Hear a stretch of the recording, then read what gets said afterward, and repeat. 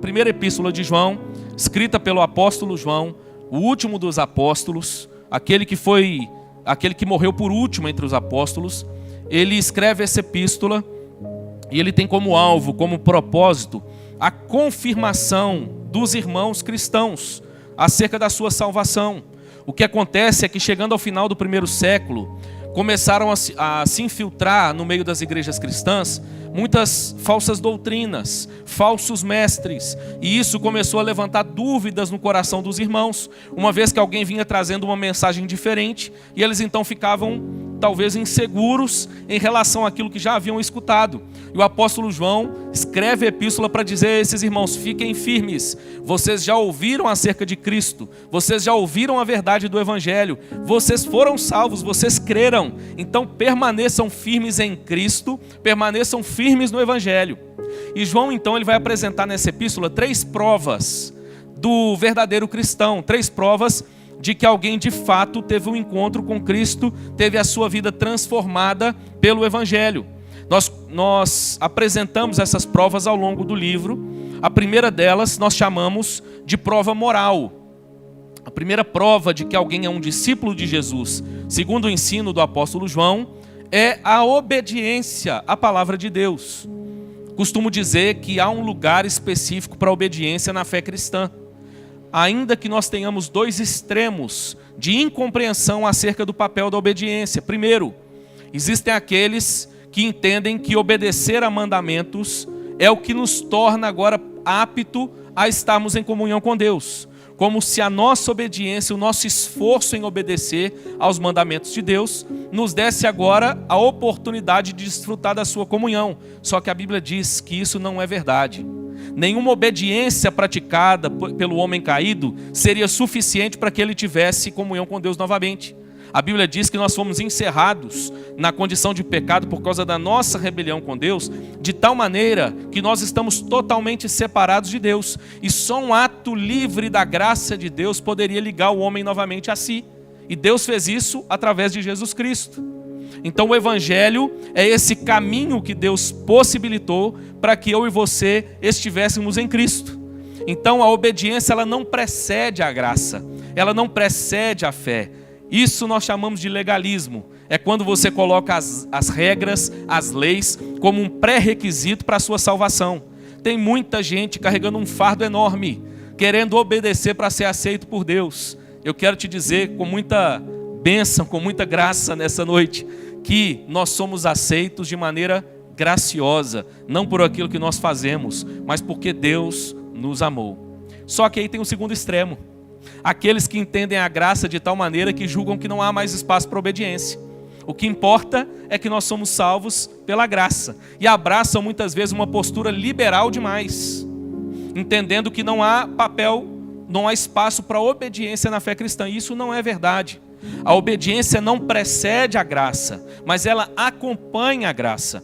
A graça do Evangelho é tal que em Cristo Jesus nós somos aceitos, estamos novamente em comunhão com Deus. E porque estamos novamente em comunhão com Deus, a graça não só nos transforma para a eternidade, como ela nos capacita a viver no presente, uma vida transformada pela verdade de Deus. Logo, o cristão agora, ele vive em obediência à palavra de Deus como resultado dessa graça que ele recebeu. E João está dizendo, essa é uma das evidências de que alguém nasceu de novo. Uma vez que ele foi alcançado pela graça, ele agora vive de maneira humilde, submissa, obediente ao seu Senhor Jesus Cristo e à sua palavra. Então João diz que a primeira prova do verdadeiro cristão é a prova moral, é a prova da obediência. João vai apresentar uma segunda prova. A segunda prova que ele apresentou até aqui na epístola para nós, daquele que realmente teve um encontro com Cristo, nós chamamos de prova social. João vai falar acerca do amor ao próximo. João vai dizer que não adianta nós dizermos que conhecemos a Deus, que entendemos o Deus de amor revelado nas Escrituras, se nós não amamos o nosso próximo. A medida do nosso conhecimento do amor de Deus pode ser identificada na maneira como nós amamos as pessoas, como nós amamos uns aos outros. É interessante que Jesus falou sobre isso. Está lá em João 13, verso 35. Jesus disse assim: nisto conhecerão todos que sois meus discípulos, se tiverdes amor uns aos outros. Costumamos dizer que amar quem nos ama, isso é natural, qualquer ser humano é capaz de fazer. Aliás, o que é estranho é quando alguém não ama aquele que lhe ama, não devolve em amor o cuidado e o amor daquele que lhe ama. Mas é natural, qualquer ser humano, independente do credo, independente de conhecer ou não as Escrituras, independente de conhecer ou não a Deus, foi habilitado por Deus para amar aqueles que o amam. Só que há um extraordinário no Evangelho. O Evangelho nos desafia a amarmos até mesmo os nossos inimigos. Jesus disse isso de maneira muito clara. Ele disse que o amor aos amigos, qualquer ímpio é capaz de devotar. Mas aquele que conheceu a graça do Evangelho é desafiado a amar até mesmo seus inimigos. E João está dizendo, na medida em que nós amamos, nós demonstramos que conhecemos o Deus de amor. Segunda prova apresentada por João. E a terceira é a prova doutrinária. João diz que nós não apenas devemos obedecer aos mandamentos de Deus como reflexo da nossa salvação, nós não apenas devemos amar as pessoas também como reflexo da nossa salvação, nós ainda temos algo em comum acerca do que cremos. A prova doutrinária tem a ver com a crença correta acerca da pessoa e obra de Jesus Cristo. Qual é a sua pessoa e qual a sua obra? Define, aponta aquele que de fato conheceu a Jesus, aquele que de fato experimentou a salvação graciosa de Deus. Então João apresenta para nós essas provas. Isso é o que nós vimos até aqui na epístola. Eu lembro que eu contei uma ilustração aqui, que eu quero lembrar e correr o risco de ser repetitivo para aqueles que já ouviram, mas porque ela é muito boa para ilustrar essa introdução. Eu lembro que eu contei aqui que eu trabalhei em um banco, na parte de compensação de cheques dentro desse banco. Hoje em dia a gente fala de cheque, está cada dia mais raro, né? A maioria das pessoas não usa cheque mais. Daqui a pouco eu vou ter que mudar a ilustração. Mas ainda dá para associar. Naquela época, eu lembro que eu lidava mais ou menos, eu e mais uma moça que trabalhávamos no mesmo setor, com uma média de 1.000 a 1.200 cheques por dia. Quando eu cheguei no banco e eles iniciaram o treinamento, a minha primeira preocupação era como eu vou identificar um cheque falso? Como saber que um cheque é falso no meio de 1.200? E eu lembro que a minha ansiedade me fez perguntar para quem estava treinando sobre um cheque falso.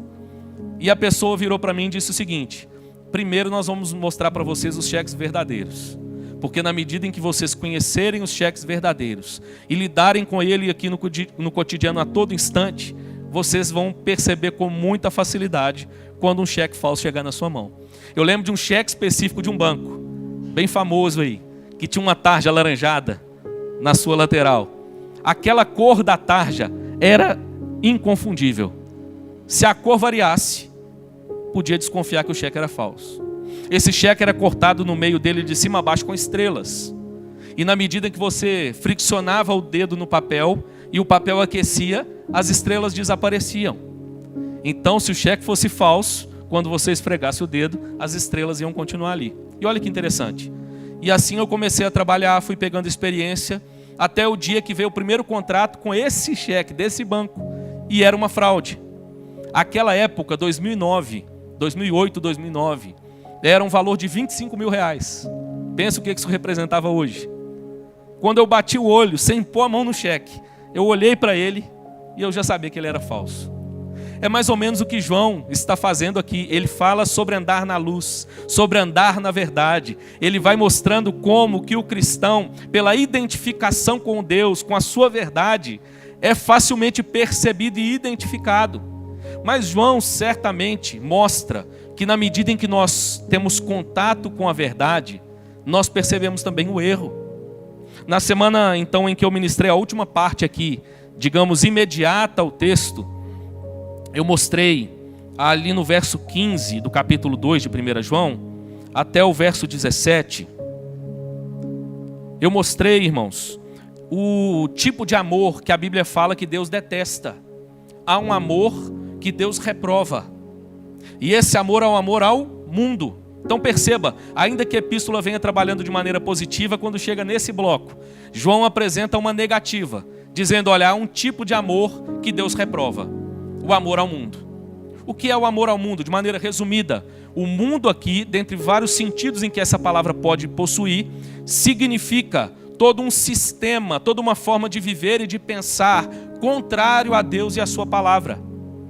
A Bíblia diz então que nós não podemos amar essa filosofia de vida, essa maneira de ver, essa suposta verdade, que quando nós fazemos isso, nós optamos pelo mundo e rejeitamos a Deus. João então nos apresenta o amor que Deus detesta. E depois de apresentar o amor que Deus detesta, nós chegamos no verso 18, e João agora vai tratar sobre um assunto que para os nossos dias pós-modernos é relativamente difícil de tratar. Vivemos a era da tolerância, essa é a palavra da moda. E sobre essa falsa ou pretensa tolerância, o que tem acontecido é a profunda dificuldade em apontar o erro. Só que a tradição cristã desde o primeiro século não tinha dificuldade nenhuma em apontar não apenas o falso ensino, como falsos mestres. E é isso que João vai fazer aqui. João vai dizer para os irmãos: olha, existem falsos mestres, esses falsos mestres estavam no meio de vocês, e agora eles estão ensinando falsas doutrinas. Cuidado para que ele não ganhe o coração e a mente de vocês. Então nós ouvimos o seguinte a partir do verso 18. Quero ler o texto com você. Te convido a abrir a sua Bíblia aí comigo se ainda não estiver aberta, ou a voltar os seus olhos para ela, na primeira epístola de João, no capítulo 2, a partir do verso 18. Diz assim a palavra de Deus: filhinhos, já é a última hora. E como ouvistes que vem o anticristo, também agora muitos anticristos têm surgido, pelo que conhecemos que é a última hora. Eles saíram de nosso meio, entretanto, não eram dos nossos. Porque se tivessem sido dos nossos, teriam permanecido conosco. Todavia, eles se foram para que ficasse manifesto que nenhum deles é dos nossos. E vós possuís unção que vem do Santo, e todos tendes conhecimento. Não vos escrevi porque não saibais a verdade, antes porque a sabeis, e porque mentira alguma jamais procede da verdade. Quem é o mentiroso, senão aquele que nega que Jesus é o Cristo? Este é o anticristo, o que nega o Pai e o Filho. Todo aquele que nega o Filho, esse não tem o Pai. Aquele que confessa o Filho tem igualmente o Pai. Permaneça em vós o que ouvistes desde o princípio. Se em vós permanecer o que desde o princípio ouvistes, também permanecereis vós no Filho e no Pai. E esta é a promessa que Ele mesmo nos fez, a vida eterna. Isto que vos acabo de escrever é acerca dos que vos procuram enganar. Quanto a vós outros, a unção que dele recebestes permanece em vós, e não tendes necessidade de que alguém vos ensine. Mas como a sua unção vos ensina a respeito de todas as coisas, e é verdadeira e não é falsa, permanecei nele, como também ela vos ensinou. Filhinhos, agora pois, permanecei nele, para que quando ele se manifestar, tenhamos confiança e dele não nos afastemos, envergonhados na sua vinda.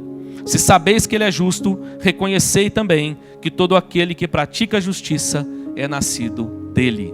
Até aí, irmãos, que Deus nos abençoe, que ele possa aplicar a sua palavra ao nosso coração, possa nos fortalecer, nos consolidar e ao mesmo tempo nos exortar para que nosso coração esteja submisso à verdade dele, em nome de Jesus. Então, irmãos, nós ouvimos acerca de toda essa introdução e chegamos à passagem vendo algumas coisas importantes. Um pouco mesmo antes da passagem, há uma palavra que vai aparecer aqui, que ela está presente em outros momentos da epístola. João vai afirmar mais de uma vez o seguinte: sabemos. João usa essa expressão diversas vezes na epístola. Ela está, por exemplo, no capítulo 2, verso 3, no verso 5 do capítulo 2, no verso 29, no capítulo 3, verso 19, no verso 24, no capítulo 4, verso 2, no verso 6, no verso 13, no capítulo 5, verso 2. E é interessante que com isso, João está afirmando que a fé desses irmãos, a fé que eles possuíam, não estava baseado naquilo que eles supunham, naquilo que eles achavam, mas naquilo que eles tinham convicção. Nós sabemos, é o que afirma João. E o que é que nós sabemos? João vai começar a dizer o seguinte, lá no verso 18: filhinhos, já é a última hora. É importante explicar essa expressão aqui. o que é que João está chamando a atenção desses irmãos? De maneira muito resumida, essa última hora mencionada por João aqui significa todo o período entre a ascensão de Jesus, o momento em que Jesus sobe aos céus depois de ressuscitar, e a volta de Cristo. Os nossos irmãos lá do primeiro século entenderam desde aquela época que o cristão precisa viver a sua vida na expectativa de que breve o nosso Senhor Jesus Cristo voltará. A nossa vida então deve ser vivida nessa expectativa, entendendo aquilo que transcende a vida nessa terra, entendendo aquilo que transcende a nossa realidade presente, entendendo a esperança da eternidade em Cristo que nós possuímos. E João está lembrando, filhinhos, já é a última hora. Como se João dissesse, cuidado para não se ocupar com trivialidades. Cuidado para não permitir que falsos mestres enganem o coração de vocês, oferecendo a vocês aquilo que o coração de vocês deseja. Ao longo de todo o Antigo Testamento, o Senhor exortou o seu povo. E Ele disse que falsos profetas, falsos mestres se levantariam e diriam aquilo que as pessoas gostariam de ouvir. Aquela mensagem que seria segundo o desejo do seu coração. Isso significa, pastor, que tudo o que a palavra de Deus diz vai contra aquilo que nós desejamos? Nem sempre. Mas que não são os nossos desejos a base sobre a qual nós fundamentamos a nossa vida e a nossa fé. Nós fundamentamos a nossa vida e a nossa fé na verdade revelada de Deus na sua palavra. Já é a última hora. E é interessante que na sequência João então vai dizer assim: e como ouvistes que vem o anticristo, também agora muitos anticristos têm surgido, pelo que conhecemos que é a última hora. João vai falar um pouco acerca do anticristo, vai usar essa expressão que é muito presente na teologia de João, tanto aqui como no Apocalipse. E basicamente João vai mostrar para nós que essa palavra, essa expressão, ela possui 3 significados.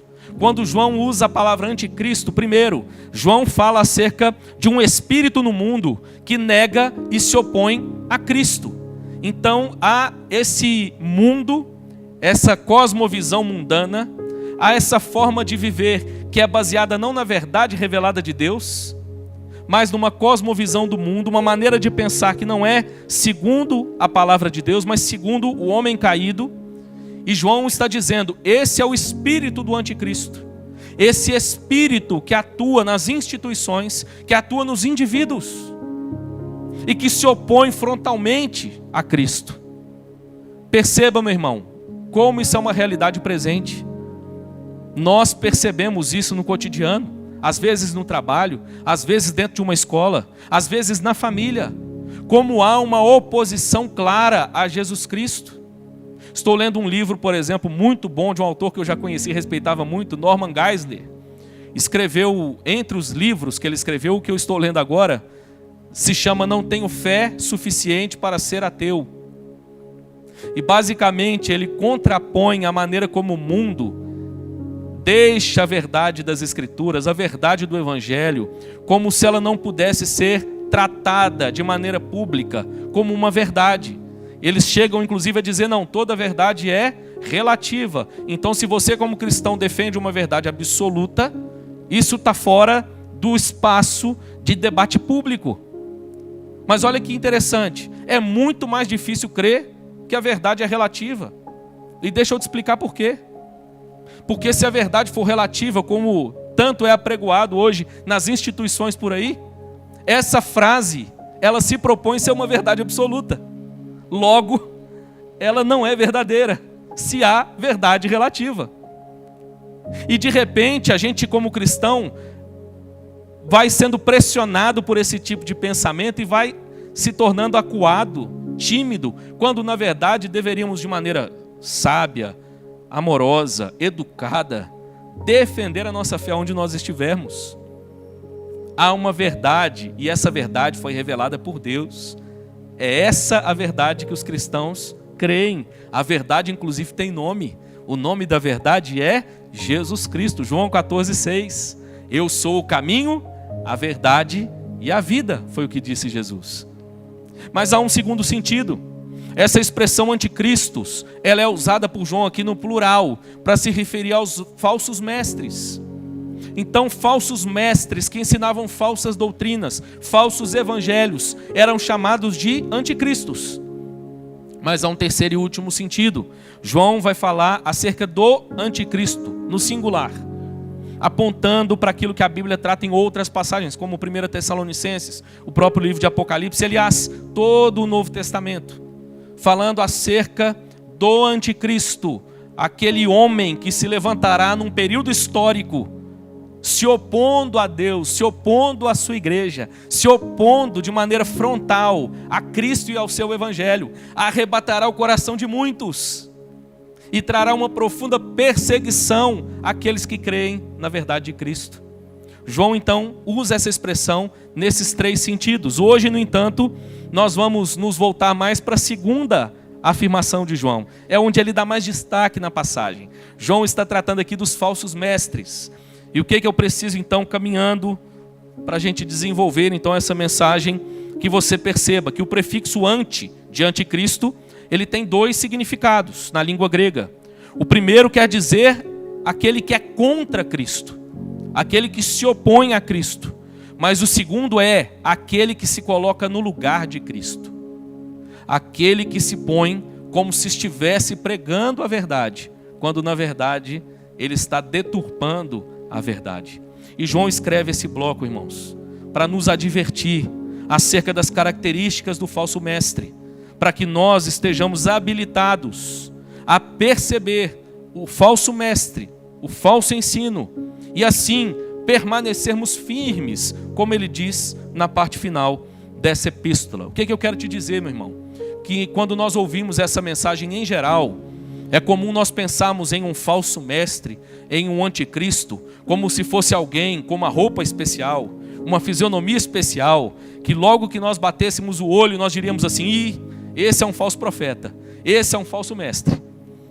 Mas na verdade, o falso mestre é muito mais sutil do que nós percebemos muitas vezes. João está tratando justamente disso. João está nos mostrando que o falso mestre, ele se infiltra no seio da igreja.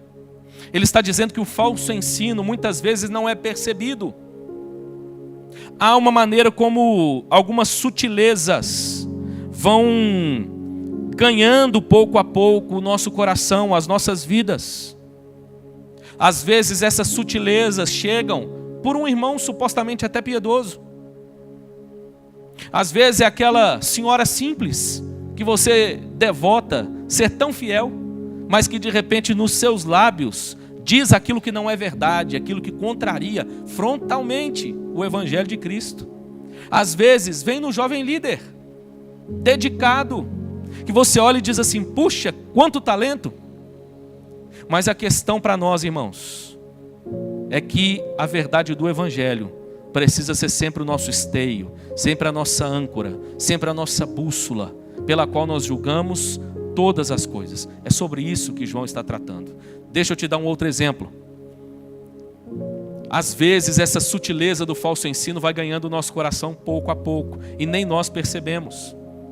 Disse hoje aqui pela manhã que você já deve ter tido aquele momento, talvez mais de uma vez, aquela experiência em que de repente você começa a olhar para a vida, você começa a olhar para a igreja, você começa a olhar para a realidade, e você diz assim: já cansei. Quer saber? Minha vontade é chutar o balde. Minha vontade é dizer o seguinte: deu, vou seguir o meu caminho. Sabe por que isso acontece? Porque o meu e o seu coração dão vazão, dão espaço, dão lugar àquilo que não é a verdade de Deus. E pouco a pouco nós vamos sendo convencidos pelas sutilezas, pelos sofismas, e nós começamos a julgar, por exemplo, a vida comunitária. Puxa vida, domingo após domingo, dízimo todo mês, que coisa cansativa, repetitiva. E de repente nós vamos nos acostumando com Deus e com o sagrado, e não percebemos que o nosso coração vai se rebelando pouco a pouco. Quer saber? Esse povo que fala que pode ser crente e desigrejado está certo. Afinal de contas, tem tanto falso mestre por aí. Vai para a rede social, você vai ver tanto pastor picareta na rede social, você vai encontrar bons motivos para não frequentar uma igreja. Mas João nos alerta, irmãos, para que nós não pereçamos junto com os falsos mestres, para que o nosso coração permaneça firme em Deus, firme na verdade. É sobre isso que João está tratando. Lembra, irmãos, de ter vivido essa realidade, gente que eu amava, amigos, gente próxima, que chegou na igreja quando era criança, pré-adolescente, caminhou comigo durante muitos anos, décadas. De repente o olhar era de que era uma pessoa piedosa, temente a Deus, chegou a exercer liderança, falava muitas vezes de maneira tão bela que arrebatava o coração das pessoas, até o dia em que a verdade foi revelada. Um coração que não é submisso a Deus e ao seu evangelho, mas na sutileza. Olha, vocês entenderam o evangelho errado. Então, eu estou agora fundando um novo grupo, uma nova comunidade, e nós vamos praticar o evangelho certo. É interessante, irmãos, que é sobre isso que João está tratando aqui. E ele vai nos mostrar as características, algumas características do falso mestre, que é controlado pelo espírito do anticristo. E ele começa mostrando que a primeira delas é que ele se afasta da comunhão. Olha o verso 19. O que ele diz agora? Eles saíram de nosso meio. Entretanto, não eram dos nossos, porque se tivessem sido dos nossos, teriam permanecido conosco. Todavia eles se foram, para que ficasse manifesto que nenhum deles é dos nossos. Primeira verdade que João está mostrando para nós aqui, irmãos. Primeira característica desses falsos mestres é que eles se afastam da comunhão. Perceba, se você pular um pouquinho a sua página, lá no capítulo 3, no verso 14, para não falar de outros textos paralelos, João vai mostrar a maneira como a vida comunitária, irmãos, tem tudo a ver com o verdadeiro cristão. Olha o que ele diz no verso 14 do capítulo 3. Nós sabemos que já passamos da morte para a vida, porque amamos os irmãos. Aquele que não ama, permanece na morte. Ora, para que eu ame os irmãos, eu preciso estar no meio dos irmãos. Mas o falso mestre não é assim. Ele se afasta da comunhão. Esse verso 19 traz para nós pelo menos duas verdades. Não sei se você percebeu. A primeira delas é que o falso mestre, esses falsos mestres apresentados aqui por João, eles saíram, e eles saem ainda hoje, entre os crentes, de entre os crentes. Eles saíram do nosso meio. Perceba, muitas vezes nós nos preparamos para o falso mestre, para o falso profeta que vem de fora, mas não percebemos que ele pode estar sentado nos bancos da igreja conosco. Pode estar muito mais perto do que você imagina. João está dizendo, o falso mestre possui como característica se infiltrar na igreja, ganhar pouco a pouco a atenção das pessoas, o respeito das pessoas, para anunciar o seu falso ensino. Perceba, eles saíram do nosso meio.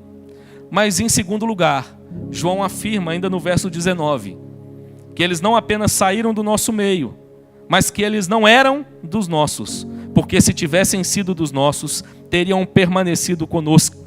O que João está mostrando é, ainda que eles tenham saído do nosso meio, não é que um dia eles foram dos nossos e deixaram de ser. Na verdade, eles nunca foram, ainda que eles estivessem infiltrados com aparência de piedade. Meu irmão, como é importante lembrar essa verdade nos nossos dias. Nós cremos, à luz das Escrituras, que você tem não apenas o direito, mas o dever de ter a sua Bíblia e examiná-la. E na medida que você examina a sua palavra, a sua Bíblia, você, como um sacerdote de Deus, tem a capacidade de discernir o falso do verdadeiro. Cuidado com essa tendência atual de terceirizar a fé, de servir a Deus por procuração. Muitas vezes os falsos mestres estarão no nosso meio. João escreve isso não para amedrontar os crentes, mas para que nós estejamos em alerta. Tudo aquilo que nós ouvirmos, por mais piedoso que pareça, por mais que a fonte pareça piedosa, confira se é de acordo com as Escrituras, porque eles saíram do meio, do nosso meio. Ele, João, quando ele diz isso, conforme Simon Kistemaker diz, um teólogo, pastor, comentando esse texto, ele quer certificar-se de que o leitor entenda que aqueles chamados por ele de anticristo deixaram a igreja porque na realidade não pertenciam à igreja. Os anticristos saem, mas os membros da igreja permanecem. Os que negam a Cristo não são importantes, mas sim os crentes. O nosso foco deve estar nos crentes e não nos falsos mestres. É neles que deve estar a nossa atenção. É isso que João está dizendo. Aqui, irmãos, de maneira muito bela, João está nas entrelinhas, de maneira implícita, reafirmando uma doutrina maravilhosa, a doutrina da perseverança dos crentes. João está mostrando que o verdadeiro cristão vai perseverar até o fim. Ainda que alguém pareça ter começado bem, se ele não terminar bem, é porque ele não era dos nossos. Perceba, esse mesmo autor ainda diz isso. Esse texto ensina a doutrina da perseverança. Os descrentes que negaram a divindade e humanidade de Jesus nunca haviam sido parte da igreja, pois não pertenciam a Cristo. Sua presença na igreja visível era temporária. Se fizessem parte da igreja invisível, teriam permanecido no corpo dos crentes. E ao invés de nós então focarmos nos falsos mestres, João está dizendo, precisamos entender como identificá-los, para que nós então foquemos nos verdadeiros crentes. E os verdadeiros crentes permanecerão até o fim. Quando nós dizemos, por exemplo, que a salvação é um dom gratuito de Deus, irrevogável, logo um crente não pode perder a sua salvação, nós não estamos dizendo que qualquer coisa que a pessoa fizer significa que ele já é uma vez crente e salvo, ele é salvo para sempre e está tudo bem, não. Pela maneira como ele viver, pode ser que ele demonstre que ele nunca foi um crente. O verdadeiro crente há de perseverar em Cristo, na sua igreja, na sua palavra. É o que João está dizendo. O primeiro alerta para nós, trazido por João então, vem nessa direção. Por último, o último autor que eu quero citar, que eu gosto de citar muito aqui também, o Bruce, ele diz o seguinte: a perseverança dos santos é uma doutrina bíblica, mas não é uma doutrina criada para levar os indiferentes a um sentimento de falsa segurança. Significa que a perseverança é a marca essencial da santidade. Me desculpe, meu irmão, mas a teologia reformada não é um salvo-conduto para você viver do jeito que você quiser. Porque afinal de contas eu creio que eu sou eleito. E se eu sou eleito, eu não perco minha salvação e está tudo certo. Me desculpe, esse pensamento é o pensamento de um falso crente. Esse ensino é o ensino de um falso mestre. Nós entendemos, irmãos, que aquele que é salvo, ele perseverará até o fim. Isso está em toda a Escritura. Nós não estamos dizendo com isso que ele não possa experimentar algum momento de deslize, que ele não peque, que ele não fale, mas logo que ele for pego em falta, o seu coração há de se arrepender, há de se humilhar, há de confessar o seu pecado, há de se quebrantar diante de Deus. Essa é a realidade do verdadeiro crente. Mas os falsos mestres não. Eles pareciam ser dos nossos, estavam no nosso meio, mas de repente a carapuça ou a máscara caiu e ele foi revelado. Me desculpe, mas para mim é sobre essas pessoas que Hebreus está tratando, quando diz que aqueles que foram iluminados e provaram o dom celestial e caíram, é impossível que eles se ergam novamente. Ali esse decair não é decair da graça, mas decair da comunhão da igreja. Gente que veio, ouviu o evangelho, ouviu a verdade vez após vez, mas escolheu voluntariamente se rebelar contra Deus. A Bíblia chega a dizer que o juízo sobre essas pessoas será ainda maior do que aqueles que morrem sem uma revelação, uma pregação mais clara acerca do evangelho. Então, em primeiro lugar, João está nos mostrando essa verdade, irmãos. O falso mestre, o espírito do anticristo, ele é percebido pela maneira como essas pessoas se afastam da comunhão. Eles pareciam ser dos nossos, mas não eram dos nossos. E quando nós dizemos isso, irmãos, nós não estamos dizendo que nós somos a única igreja verdadeira, mas nós entendemos que o que torna uma igreja verdadeira é a pregação da sã doutrina, a pregação fiel das Escrituras. Um desses líderes, por exemplo, fundou uma seita. Ele alegou que ele era douto em grego e hebraico. Ele fez uma tradução da Bíblia, onde ele diz que o Espírito Santo não é uma pessoa, mas a força ativa de Deus. Ele então faz uma interpretação da Bíblia com várias modificações, arrebata o coração de muitas pessoas, até um dia em que ele vai a juízo, porque entre as coisas que ele havia sido acusado, ele foi acusado de agressão pela esposa. E em juízo, quando ele é convidado a colocar a mão sobre a Bíblia e jurar sobre o seu testemunho, ele o faz, e quando ele é perguntado se ele realmente conhecia as línguas originais da Bíblia, ele nega publicamente. Mas ainda hoje, pessoas seguem o ensino desse falso profeta. Estão entre nós, batendo de casa em casa. Irmãos, nós dizemos isso com amor. O nosso desejo é que essas pessoas cheguem à verdade, conheçam a verdadeira revelação de quem é Jesus Cristo e tenham o seu coração convertido, seja na presbiteriana, na batista, na metodista, seja numa boa igreja que tem servido a Deus e seguido a sua palavra com fidelidade. Então, em primeiro lugar, meu irmão, João está nos mostrando que a primeira característica do falso mestre é que ele se afasta da comunhão. Quero deixar para você duas aplicações. Primeiro, devemos tomar muito cuidado com os supostos líderes ou movimentos sectários. Cuidado, meu irmão. Quando o movimento começa a tirar a gente da igreja, é um bom sinal de que esse movimento caminha no espírito do anticristo. Segundo, precisamos investir em nossa comunhão. Há de fato um mistério sobrenatural quanto à comunhão cristã. A nossa comunhão, irmãos, ela é mística à luz das Escrituras. Em que sentido? Há uma comunhão sobrenatural do crente com Cristo. Nós estamos unidos a Cristo de maneira mística, sobrenatural, e uns aos outros. A nossa comunhão tem a ver com aquilo que Cristo fez. Em Cristo nós somos um só corpo. Mas isso não significa que não devamos nos dedicar a investir na comunhão. É parte da natureza da igreja, meu irmão. Qual é a dica que eu te dou nessa noite? Talvez um pouco menos de pressa ao final do culto. Tenha tempo para conhecer as pessoas, para compartilhar um pouco da vida. Quem sabe para pedir uma oração, quem sabe para orar por alguém, quem sabe para conversar sobre a escola dos filhos, quem sabe para conversar sobre casamento, quem sabe para falar de futebol, para falar de carro. Mas de certa forma, irmãos, para que pouco a pouco essas coisas também colaborem, para que nós de fato experimentemos a beleza da vida em comunhão. Frequente um pequeno grupo. Aqui na IPVO nós temos diversos grupos. Pastor acompanha esses grupos, eu fico tão feliz de ver. Gente que de repente chegou na igreja e está se sentindo deslocado, aí a gente orienta aí num grupo, daqui a pouco a gente chega lá, está mais amigo das pessoas do que a gente. Já estão viajando juntos, já estão passeando juntos, já estão compartilhando um monte de coisa na vida. Essa é a natureza da igreja. Invista na comunhão. Participe das programações. Participe das atividades da igreja.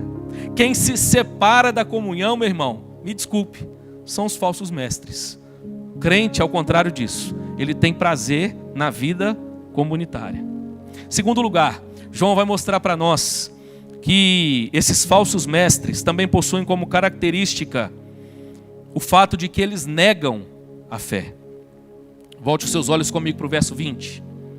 Verso 20 em diante vai dizer assim: e vós possuís unção que vem do santo, e todos tendes conhecimento. Eu vou explicando aos poucos, que vai ficar mais fácil. Quem é o santo aqui na passagem? A passagem está se referindo a Jesus Cristo. O santo aqui é Jesus. Perceba, o nome Cristo, inclusive, significa ungido. E o que João está dizendo é: assim como Cristo, Jesus, é ungido, vocês possuem unção. Ou seja, assim como a unção de Deus estava sobre ele, a unção de Deus está sobre todos os cristãos. Você já ouviu aquela história de que o pastor é ungido do Senhor e você não pode falar contra o ungido do Senhor? Eu quero te dizer que isso é verdade parcial. Na verdade, o pastor é ungido do Senhor, assim como todos os crentes. Se o fato de entender alguém como ungido do Senhor te leva a segurar sua boca para não falar aquilo que não é devido, faça isso não só a respeito do pastor, faça isso a respeito de qualquer outro crente. Porque cada um de nós, à luz do que João está dizendo, é ungido do Senhor. Verso 21. Não vos escrevi porque não saibais a verdade, antes, porque a sabeis, e porque mentira alguma jamais procede da verdade. O que João está dizendo? João, ele mesmo, não está trazendo um novo evangelho. O que João está dizendo é: vocês já receberam a verdade do evangelho, e o que eu escrevo é para confirmar essa verdade. Verso 22. Quem é o mentiroso, senão aquele que nega que Jesus é o Cristo? Perceba, a Bíblia já havia nos ensinado nos evangelhos, aliás é no evangelho do próprio João, que Satanás é o pai da mentira. E João agora está identificando os seus filhos. Ele está dizendo: quem é o mentiroso, senão aquele que nega que Jesus é o Cristo? Este é o anticristo, o que nega o Pai e o Filho. João ainda continua: todo aquele que nega o Filho, esse não tem o Pai. Aquele que confessa o Filho tem igualmente o Pai. Me lembrei hoje de um texto de um bispo falecido da igreja anglicana, Robinson Cavalcante. Morreu de maneira trágica, assassinado pelo próprio filho. Ele tinha um filho adotivo que era usuário de drogas. Esse filho, então, depois de um período numa casa de recuperação, volta para casa. Fica bem lá na família. Eles foram para a igreja, num culto de domingo. O culto termina, eles vão para casa. O filho vem e pede ao pai dinheiro. E o pai deduziu para que era o dinheiro e não quis dar. O filho pega uma faca, esfaqueia o seu pai. E assim faleceu esse bispo, que tem muitas obras aí interessantes, bispo Robinson Cavalcante, da igreja anglicana. Ele escreveu certa vez um texto falando sobre o Cristo genérico, mostrando como, irmãos, a maneira como nós afirmamos a pessoa e a obra de Cristo distingue a fé cristã de todas as outras. Às vezes algumas pessoas vão abraçar uma espécie de fé mais genérica, mais popular para os de fora, mais agradável, mais palatável aos de fora. Então as canções já não falam de Cristo, falam de Deus, porque Deus é mais abrangente. Mas a verdade, irmãos, é que se nós negamos a Jesus, se nós negamos o Filho, João está dizendo, nós também não temos o Pai. Não é possível ter o Pai sem afirmar categoricamente que Jesus Cristo é o Filho de Deus, 100% homem, 100% Deus, que veio, habitou entre nós, morreu crucificado, mas ressuscitou, venceu a morte e o pecado. João está dizendo, esse é o espírito do erro, o espírito do anticristo. Ainda o verso 24. Permaneça em vós o que ouvistes desde o princípio. Se em vós permanecer o que desde o princípio ouvistes, também permanecereis vós no Filho e no Pai. E finalmente o verso 25. E esta é a promessa que Ele mesmo nos fez, a vida eterna.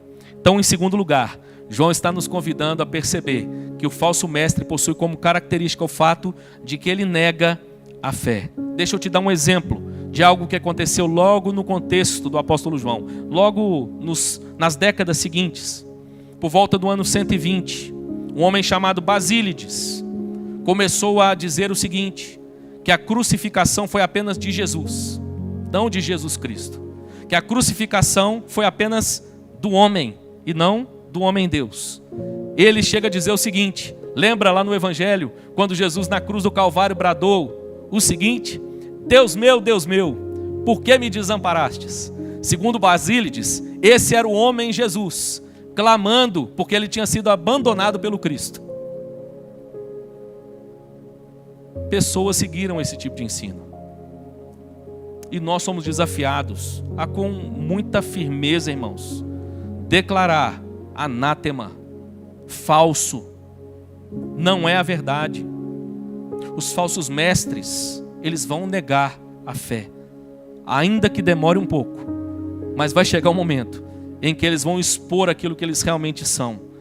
E eles farão isso através da maneira como eles negarão formalmente a fé. É isso que João está dizendo. Temos vários exemplos históricos, inclusive nos nossos dias, como eu já disse. Não vou ter muito tempo aqui para explorar.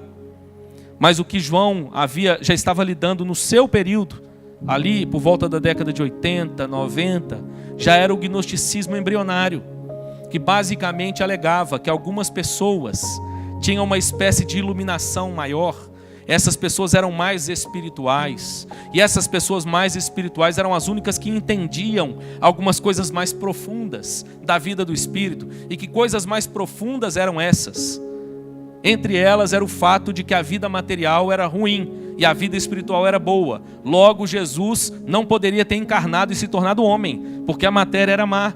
Surge ali, por exemplo, um falso ensino chamado de docetismo. O que era o docetismo? O ensino de que Jesus era uma mera aparência. A ideia de que Jesus ele não era de carne e osso, mas apenas uma imagem com a qual as pessoas se deparavam. Eu acho que o povo já estava assistindo Matrix desde aquela época. E estavam entendendo o negócio errado. Estava sendo influenciado por esse tipo de pensamento.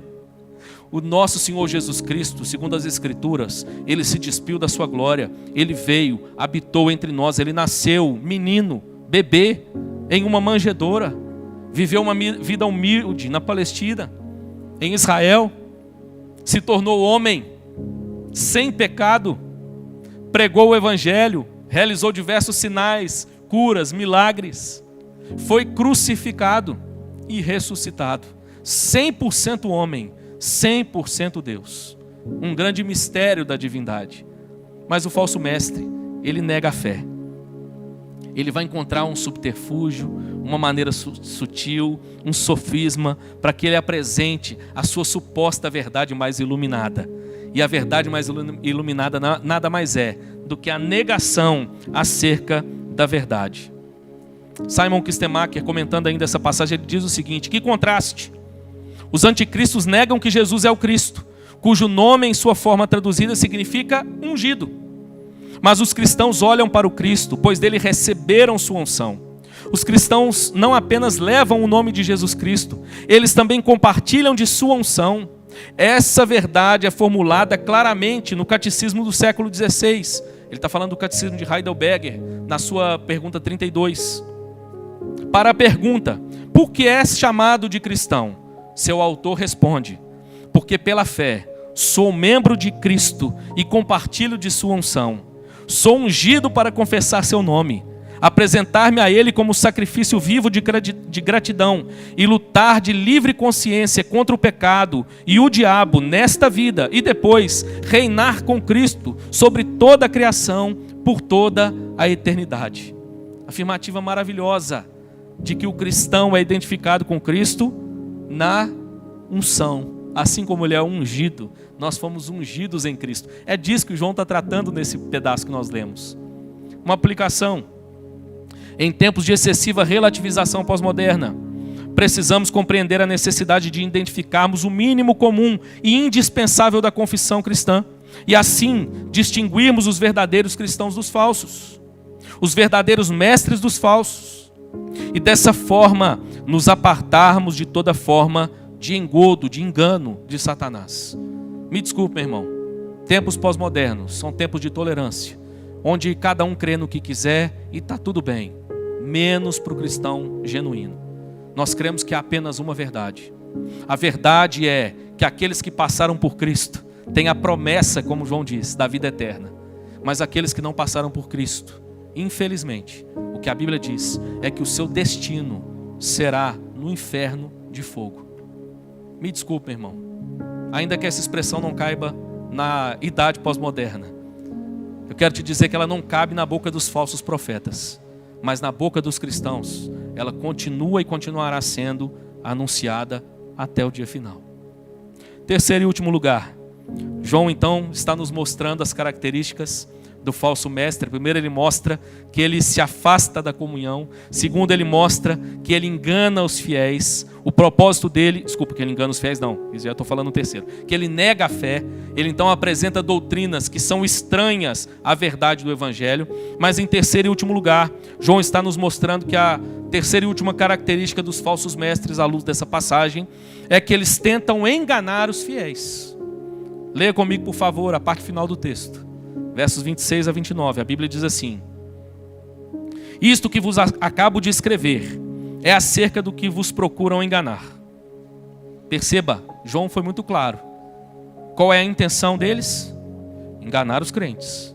Verso 27, Quanto a vós outros, a unção que dele recebestes permanece em vós. Ele fala de novo da unção. E não tendes necessidade de que alguém vos ensine, mas como a sua unção vos ensina a respeito de todas as coisas, e é verdadeira e não é falsa, permanecei nele como também ela vos ensinou. Interessante que aqui os estudiosos vão dizer que quando unção é mencionado novamente, agora já não faz referência a Jesus Cristo, mas ao Espírito Santo. Na doutrina das Escrituras, no Evangelho, a Bíblia afirma que o Espírito Santo seria aquele que nos guiaria a toda a verdade. E é nesse sentido que João está dizendo, olha, vocês não têm necessidade que ninguém vos ensine. Guarde isso, meu irmão. João não está se colocando contra, por exemplo, aquilo que nós estamos fazendo aqui nessa noite, ou aquilo que nós fizemos na escola bíblica dominical. Mas o que João está dizendo é que o que norteia a nossa vida de fé não é a opinião daqueles que ensinam, mas a maneira como eles ensinam a verdade de maneira coerente, fiel, zelosa. Ou seja, meu irmão, você é desafiado a seguir não a homens, mas a seguir a verdade de Deus revelada na boca dos homens que Ele chamou para proclamá-las. Ou seja, não interessa quem falou. Você precisa confrontar aquilo que foi dito com a verdade das Escrituras.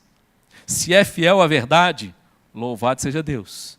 Mas se não é, rejeite, meu irmão. Os falsos mestres têm como propósito justamente enganar os fiéis. Perceba, essa não é apenas a opinião de João. Nós ouvimos o apóstolo Paulo falar sobre isso lá na primeira epístola dele a Timóteo, no capítulo 4, verso 1, Paulo diz assim: o Espírito diz claramente que nos últimos tempos alguns abandonarão a fé e seguirão espíritos enganadores e doutrinas de demônios. Mas me desculpe, isso não é só a opinião de Paulo. Esse era também um ensino do nosso próprio Senhor e Salvador Jesus Cristo. Lá em Mateus 24, verso 4 e 5, ele disse o seguinte: vede que ninguém vos engane, porque virão muitos em meu nome dizendo, eu sou o Cristo, e enganarão a muitos. Com isso, meu irmão, nós somos convidados a nos apegarmos não à tradição dos homens, não à influência e proeminência dos homens, mas à verdade de Deus, que está na sua palavra e na boca de muitos homens e mulheres que Ele chamou para testemunhá-la. Perceba, Jesus mesmo disse que nós deveríamos agora, como papel, é a grande comissão, fazer discípulos e ensinar aquilo que Ele tinha transmitido aos seus discípulos. O ensino é parte comum da vida da igreja, mas nós não seguimos a homens, nós seguimos ao próprio Cristo. Ninguém é discípulo aqui do pastor Dalmo ou do pastor Luciano. Nós somos todos discípulos de Jesus Cristo. É Ele que é o nosso Senhor. E ainda que um homem, por mais famoso que seja, se desvie da verdade, meu irmão, se apegue a Deus, se apegue à sua palavra. E perceba, muitas vezes essa será a forma de identificarmos os falsos mestres. Eles tentam enganar os fiéis, mas nós nos apegamos e nos apegaremos até o final à verdade revelada de Deus. Norman Geisler, aquele autor que eu citei, disse algo interessante no seu livro. Ele diz assim: de fato, nós seres humanos temos uma tendência fatal de tentar ajustar a verdade para que ela se encaixe em nossos desejos, em vez de ajustar nossos desejos segundo o padrão da verdade. E é justamente aí que o falso mestre pega e seduz a muitos. Porque ele diz o que o coração quer ouvir. Ele diz o que os ouvidos estão sedentos para ouvir. Mas, meu irmão, muitas vezes a verdade de Deus irá confrontar a nossa vida, confrontar as nossas práticas. Se nós entendemos o caráter de Deus e sabemos aquilo que a palavra de Deus nos ensina, que Deus disciplina aqueles a quem Ele ama, nós nos alegraremos, ainda que a verdade seja dura para os nossos corações. E nós nos submeteremos à verdade, entendendo que a verdade, e tão somente ela, é o que deve ganhar a atenção dos nossos corações. Terceira e última aplicação aqui para a gente terminar. Se apega à verdade. Ela é o antídoto contra os falsos mestres e seus falsos ensinos. Se apega à verdade, meu irmão, e nada mais. Se apega à verdade de Deus. Não seja um crente por procuração. Não seja um crente que terceiriza a fé. Ah, mas o pastor fulano é tão famoso, ele falou, então agora eu creio. Não. Ele disse, confere com as escrituras, então nós estamos juntos. Se apegue à verdade de Deus. Como nós carecemos de uma geração de novo, irmãos, que se apega, ama e conhece a palavra de Deus. Nós conhecemos muito pregador, mas às vezes não conhecemos as escrituras. Que Deus nos ajude a inverter essa realidade, de amarmos, conhecermos e respeitarmos e nos submetermos à verdade revelada de Deus na sua palavra. E segundo, sonde o seu coração e as motivações para seguir determinados líderes e determinados ensinos. De repente pode ter alguém que tudo que ele fala, você diz assim, esse aqui é infalível, tudo que ele fala é exatamente o que eu acho que é a verdade. Cuidado, pode ser que seja justamente porque ele está satisfazendo os seus desejos e não confrontando a realidade do seu coração. Concluo, irmãos, mostrando que João termina falando acerca da segunda vinda de Cristo. E por que ele faz isso? João está nos mostrando que a segunda vinda de Cristo é o distintivo, tanto para o crente fiel, como para o falso mestre. João está nos mostrando que a segunda vinda de Cristo será a alegria de muitos, mas será a tristeza de muitos outros. A segunda vinda de Cristo deve ser aquilo que nós miramos enquanto cristãos. Ainda que muitas vezes Deus confronte os nossos desejos, ainda que o Evangelho nos desafie a uma postura de negação, foi o que disse Jesus no Evangelho: aquele que quiser ser meu discípulo, a si mesmo se negue. Mas ao se negar, contemple aquilo que há prometido na eternidade para você. A segunda vinda de Cristo será alegria para aqueles que permanecerem fiéis, mas será fonte de profunda tristeza e condenação para os falsos mestres e aqueles que seguiram aos seus ensinos. João então nos mostra dessa forma as características inconfundíveis dos falsos mestres. Ainda existem muitos hoje. Cuidado, meu irmão, para que o seu coração não seja arrebatado pelas suas propostas fáceis, tentadoras, de uma vida sem piedade, de uma vida mais fácil, de um evangelho mais açucarado. O evangelho, meu irmão, é a boa nova de Deus, a grande alegria, a bem-aventurança de Cristo. Mas não se esqueça, ele é alegria de maneira paradoxal. Bem-aventurados os que choram. Talvez eu e você precisamos nos atentar para a maneira como os nossos corações buscam aqueles que nos fazem sorrir com muita facilidade. Que Deus nos dê a graça, irmãos, de percebermos essa verdade do Evangelho e permanecermos firmes até o dia final. Essa é a grande evidência de que nós de fato somos verdadeiros discípulos de Cristo. Amém, meu irmão? Que Deus nos abençoe, nos dê graça para amarmos a sua palavra, para conhecermos a sua palavra, para nos submetermos à verdade do seu Evangelho, em nome de Jesus.